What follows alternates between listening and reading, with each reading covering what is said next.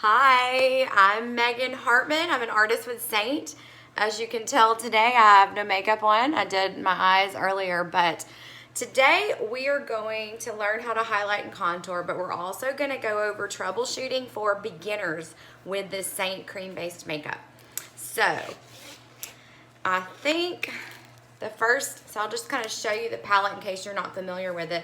This is in my clutch. This is like the wallet that has the room for makeup in it and the brushes on this side. So I'm going to use my clutch today as I do the makeup. But first things first. All right, so for beginners, one of the questions that I get is, what about a primer? All right, so many people have, well, first of all, everyone has a different skin type. Everyone's skin is different, so your experiences are different. Different artists recommend different things. I became an artist in October 2020, and I have been experimenting for a while, and I am obsessed with watching video tutorials. And so I've tried a ton of things, and so I'm just going to tell you today what works for me and, you know, the things that I've tried. So primer, I don't think you need a primer. I really don't think it's necessary for this makeup. So that's my thing on primer. No primer needed. Now, moisturizer with a sunscreen, yes. So this is the one I use. This is Elta MD. You want to make sure that whatever you're putting on your face, if you choose to do a primer, it's fine, but make sure that it doesn't have silicone in it, because silicone is something that, and this Elta MD sunscreen does not have silicone, because some of the sunscreens and serums and moisturizers have silicone because it makes your face feel smooth, and a lot of the primers have silicone in them. So whatever you do, make sure whatever you're using is silicone free. And so this is a really good choice, the Elta MD, because there's no silicone in there, and it's dermatologist recommended. It doesn't make your face shiny or greasy, and it absorbs in the skin. Mine is tinted, as you can tell I've used it. Brushes. So the other question people have with Seint is, what brush do I choose? Okay, and I'll just tell you a personal story. I had a million makeup brushes before I started using this makeup anyway, so I was like, I'm not getting a brush. I already have brushes. Well, a month into it, and I tried my aunt's brushes. I tried the makeup with hers. I'm like, oh my gosh, I'm ordering some today. The brushes make all the difference in the world. These brushes were designed to use with the cream makeup. And so my recommendation, if you are new and starting out and you only want to start with one brush, this is the brush I would get. And if you're going to wear a bronzer, go ahead and get the Bella Bronzer combo, because you're going to save some money. But this is the blush and bronzer brush. And so this is what I would recommend for beginners, because one of the problems that beginners have is they put too much makeup on and it feels tacky and sticky, and they're using too much, because with the creams you need just barely any product. And so with this brush, it is less dense. So this is called the Buff brush, and this is one of my favorite brushes. But I've been using this for a couple months, and I know kind of, how to put it on. And this is very dense. This is for full coverage application, which I like. But this is probably not the best for beginners because it picks up a lot of product, because it's a dense brush. So probably for beginners, this brush is the one that you want to get, because you can do pretty much everything with it if you're using it in the right fashion, and I can help you with that if you need to know. But this is probably the one for beginners that I would recommend. All right. And the perfector sponge. I think everybody needs a perfector sponge. So let me show you the difference. This is a dry perfector sponge. Sorry, it's dirty. This is a dry one, and this is a wet one. So I prepared this while I was like getting ready for this video, so you can see the difference between the two. It's like doubled in size. Our perfector sponge is different from any other beauty blender on the market, in my opinion. It's soft. These are created for the cream makeups, and this is less dense than other beauty blenders that I've tried. Now, we talk about the brushes and the dense factor of them, but this is what you need for this cream makeup. And if you want to throw one, if you're like an oily girl and you want to throw a dry one in your purse to keep with you, you can blot your makeup during the day if you need to, especially when your skin is adjusting to the creams.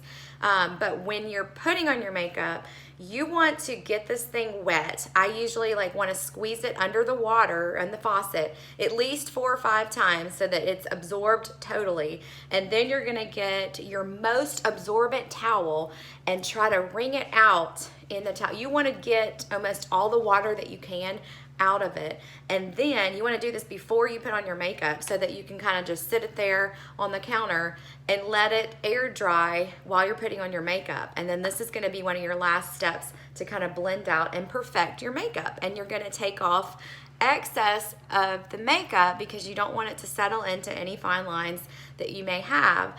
And it just helps the makeup to look the best. So the perfector is something everybody needs.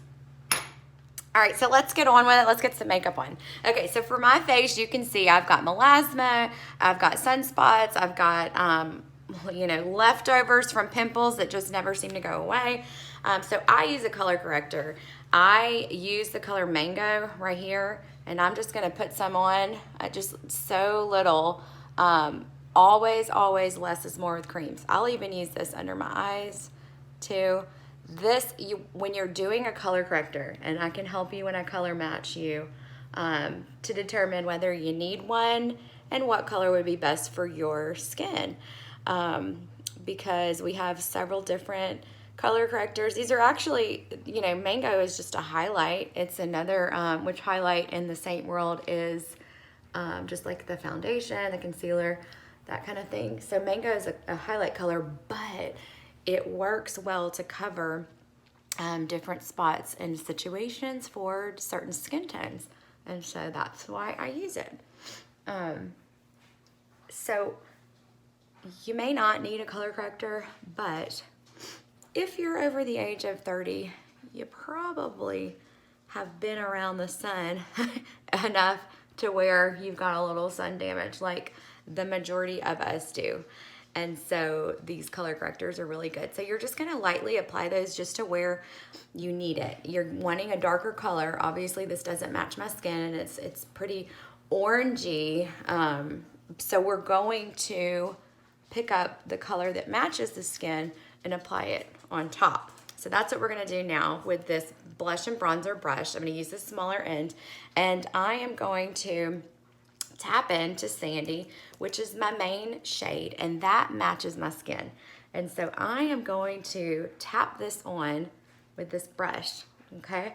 That's what's good about this brush, is that it's kind of provides like a medium coverage, so not a light coverage. You're gonna still have coverage, but not as dense pigmented as you would with the buff brush. All right, so I'm just kind of patting this on. I don't want to rub into what I just spent time color correcting, because if I rub it in, it's just gonna not have the coverage that I'm looking for. Okay, so I'm going to put a contour on, so I don't need to really put any product there. Our contours have coverage too. So I'm just kind of going like under where the contour would be. I do want to cover up this like my worst sunspot right there. And under the eyes, I don't want to get too close because I'm going to have a brightener color that I'm going to use there. And then also on the forehead, I'm going to contour right about where the hairline is. And I don't need too much there. Okay, so that's done. Now, I think I'm gonna go in at this point with the contour. And you can change up the order of how you do the makeup. The more you play with it and practice, you're gonna find what works for you. So if you're using one brush and you've got one brush and doing your contour with it, you're gonna wanna squeeze it so that you have, let me show you this. This is the detail brush, and you see how this is specifically made for contouring. And I love this side for color correcting, but it's because you can just contour right under your cheekbone and it fits perfectly. But if you're just getting into this and you're just testing the waters and you want to get one brush, this is the one I recommend for beginners. So you're going to want to squeeze that in so that you're creating that look of this brush so you can go under your cheekbone. All right, so you're gonna squeeze it. You're gonna tap it into the contour color. Now the contour colors are drier than the highlight colors, so you really need to kind of tap it to get that product on, and then find that cheekbone and just go right under it, just hug right there, and you can kind of see. Now if you want to put more, if you want to be more dramatic, you can do that. So my hair's getting in the way, but you see how I'm just like hugging that cheekbone. There you go. All right, so let me put some more on the other side. So that's the thing about this makeup. You can add more drama if you want to, and you can always blend out for less. So I like to put contour there. I like to put contour on my jawline, create a shadow there. So contour, you're creating a shadow, okay? Under my chinny chin chin. On this side. So it's kind of hard to hold the brush like this for me. So the detail brush is so much easier. So if you do have the budget to get 2 brushes, the detail brush is great because I really haven't seen another brush the shape of the detail brush on the market, and so it's perfect for this makeup. It's perfect for contouring.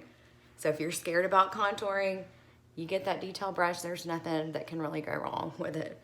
All right, so got my contour done, and now I'm gonna use just the same end of the brush, but I'm gonna go under my eyes and do a brightener. And so because this brush is kind of big, I'm gonna really kind of squeeze it again. So brightener is like right there. See how it's lighter than the other colors? Okay, just get a little bit, and I'm gonna try to work it in under there and bounce it. And it doesn't have to be perfect because we're gonna use that perfector and really get under there. Now this brush, I will admit, is hard to use under the eyes because it's big, at least for my eyes, but it can be done. So if you're just trying, I like to do the brightener kind of in my T-zone as well. Just brighten up, just bring some light to the face in this area. So you're just creating some light there. Okay, so do you see a difference already? Like this is made. All right, and I'm not done yet. I'm gonna do some bronzer because I love bronzer, using the same end of the brush. I'm really, if you want to, you can use the bigger end, but I like to have a little bit more control. And so this is the Bella bronzer right there. And the bronzer goes above the contour. So I'm kind of just stippling that on. This is creating warmth. So contour creates a shadow, bronzer creates warmth.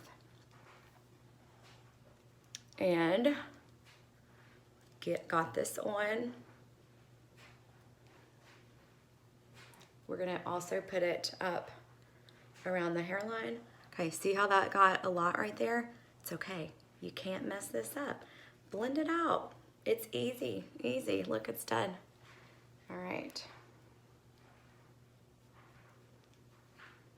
Put a little bit more, and we're done with the bronzer. So now it's time for the lip and cheek color. And I've got this color, Cindy, that's in my compact here. So I'm just gonna kinda, it's the same brush. I'm not even cleaning it. It's the same brush. I'm just gonna kinda put some of this on the cheeks and blend it back. I'm just kinda stippling it back, just real fast. Okay, and you can add more if you want. Give yourself some bright little fun young cheeks. And then for lips, just rub your finger and apply it. It's so easy. I'm telling you, you can do a full face in less than 10 minutes. All right, And okay, it's time to perfect. So we've got our makeup on. And so now we're just gonna kind of blot this perfector sponge that is damp, if you remember, all around, and get off any excess, because we just don't wanna have any settling into our lines. So you just wanna get excess. The creams are so pigmented, but we're used to applying a liquid foundation and a lot of it. And so this is just, you're gonna have to get used to the texture and just the application methods of the cream. It's a little adjustment period. And this perfector will help you so much. And it's different from other sponges on the market because those are designed to work with liquid foundations. This is different. So it's just a different kind of sponge. So I highly recommend the perfector sponge. It's gonna make you love your makeup even more. All right, so after that's done, you want to set your makeup. So with creams, you have to set them. They're not like the liquid foundations that just dry and set themselves. So here's some two things that are different. This is our stay spray that we sell, Seint Stay Spray. And that is the one that I use now in the winter. And my skin is kind of normal, so normal skin. If you're normal to dry, I would recommend Stay Spray. If you have concerns about oil, I recommend Urban Decay. There's a D-Slick, or this is All Nighter. In the summertime, it's in Louisiana, it's hot and very humid, and so I use the Urban Decay setting spray in the summertime, and then this one in the winter. So you have to kind of play around and use a couple of different ones, find out what works best for you. But this one, the Stay Spray that we sell, has the hyaluronic acid in it, so it's very moisturizing. And then the creams are moisturizing in and of themselves. So if you have oily skin, this is probably not gonna be the best for you. You're gonna wanna use something made for oily skin. So the Urban Decay All Nighter is, or D-Slick is a good option. And here's how I like to set it. You can just spray it kind of in the air, spray it on your face if you want to. I like to have a little bit more control. I'm gonna spray it on the sponge and then blot it on my face. And so that is how I like to do it. If you are concerned about oily skin, or if you have, if you like matte looks in makeup, because this is gonna give you a dewy, glowy look, especially with the creams and the super moisturizing setting spray, the Stay Spray. All right, so if you want a matte look, a couple of options for you there. So let's talk about that. All right, let's see. First of all, I like to use our Vanilla Dust setting powder under my eyes, so that you can apply it with the perfector if you want to, or you can apply it with the fluffier end of your brush, or even better is our powder brush. I like this pointier end. Let's see if you can see that. The pointier end, there's another end that's kind of in a different shape, but I like this one. All right, so when I apply the Vanilla Dust, I'll get that under my eye, just because this is always moving, and this is my problem spot, that and these lines here, with the fine lines that I have. So I will apply this, and I'm pouncing. So rarely do I ever rub this makeup in. I'm pouncing because I don't want to mess up anything that I have. I just want to press this in. Okay, you're pressing in this powder, and I'm going to press it in, especially like my nose where this can kind of get oily throughout the day. I'm going to press that in and press it on that. Okay, so all done. Now, this will give me still a dewy, glowy look, even though I've pressed it in under the eyes and maybe right there. The rest of the face is still gonna look glowy throughout the day. Now, as your skin is adjusting to creams, because this is sitting on top of your skin, it's not sinking in and drying it out like your old powder or your old cream or your, what is it called? You know, your foundation before, the liquid. Okay, there you go.